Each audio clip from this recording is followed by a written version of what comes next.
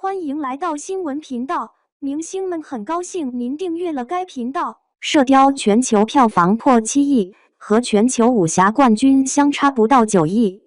在这个国产影片频频创造票房奇迹的市场环境下，一部口碑争议巨大的武侠电影《射雕英雄传之侠之大者》却创造了出人意料的成绩。这部由徐克执导、肖战主演的作品，虽然在国内市场遭遇冷遇，但借助海外市场的亮眼表现，最终以7亿的全球票房成绩创造了中国武侠电影史上的第2高票房。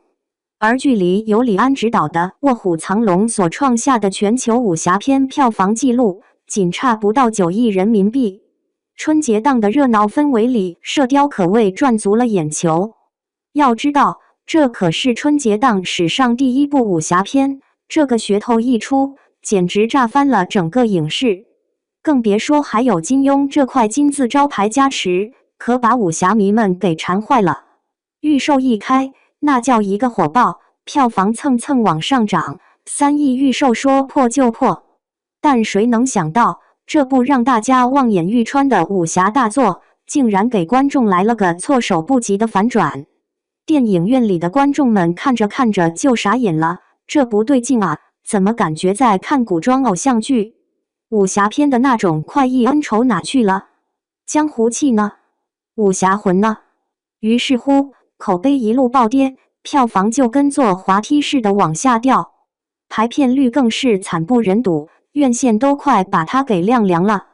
1个半月过去，这部由金牌导演徐克执导、顶流明星肖战主演的电影，居然连一部动画片《熊出没之重启未来》都比不过。最后在国内市场堪堪收获6.73亿票房，这成绩说出去都让人唏嘘不已。不少影迷都感慨，这下真是应了那句老话，酒香也怕巷子深，但这部射雕怕是连酒都没香透。要知道，徐克导演可是华语武侠片的一面旗帜，肖战更是当下炙手可热的流量明星。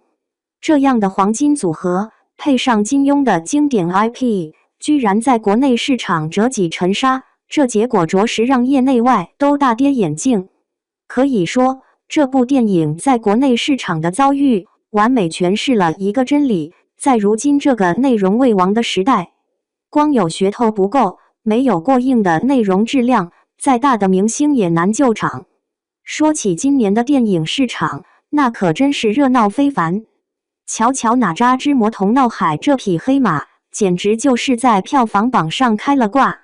全球票房一路狂飙到150亿，这成绩直接把其他电影甩出了好几条街。不光稳坐年度票房冠军的宝座，还在全球影史票房榜上杀进了前5。这波操作属实给国产电影尝了回脸啊！唐探1900也不甘示弱，陈思诚这次可是下了血本，35亿的票房成绩放在2024年绝对是妥的年度冠军。这说明什么？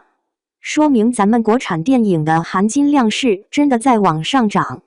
就连主打儿童市场的《熊出没之重启未来》也是一匹不折不扣的闷声发大财型选手，不声不响就收获了将近8亿的票房，带动整个系列总票房突破85亿大关。这些数据背后透露出一个信号：中国电影市场已经进入了一个全新的发展阶段。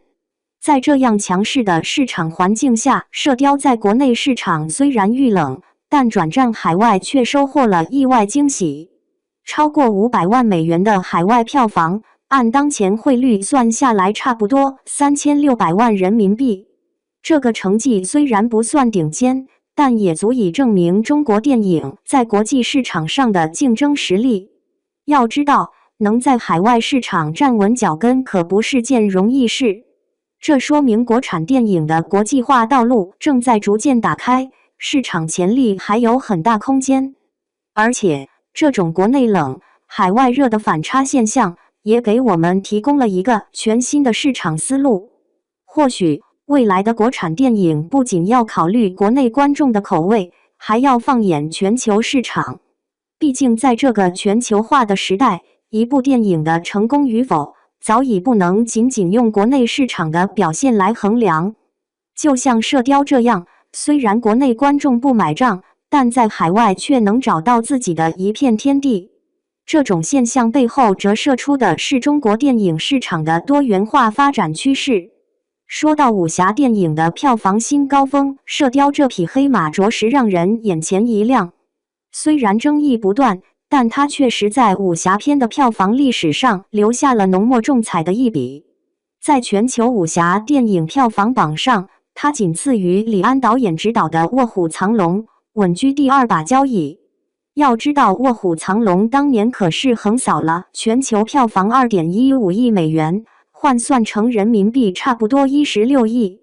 这个成绩在当时可谓是惊艳了整个电影界，被视为华语武侠片的里程碑。而如今，《射雕》和这个神话般的数字之间，居然只差不到9亿人民币。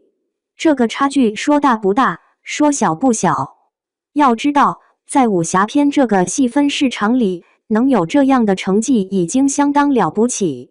这也从侧面反映出中国武侠电影市场依然蕴藏着巨大的潜力。尤其是《射雕》在海外市场的表现，更是给了我们不少启发。中国传统文化元素，特别是武侠这种独特的文化符号，在国际市场上依然有着强大的吸引力。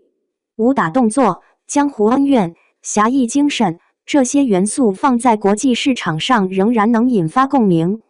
只是现在的观众对影片的要求越来越高，单纯靠传统套路已经难以取悦他们。这就要求我们的创作者们必须在传承中求创新，在创新中保本真。毕竟，一部好的武侠片，不仅要有令人惊叹的动作场面，更要有打动人心的故事情节，有深入人心的人物刻画，这些都需要创作者们投入更多的心血和匠心。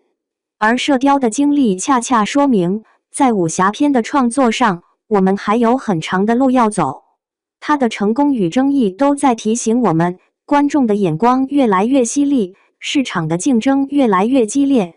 想要在这样的环境中脱颖而出，就必须在质量上下真功夫。《射雕英雄传之侠之大者》的票房表现，为我们展示了一个充满矛盾的现象。在国内市场，它因内容质量备受质疑，却在国际市场上获得了不俗的认可。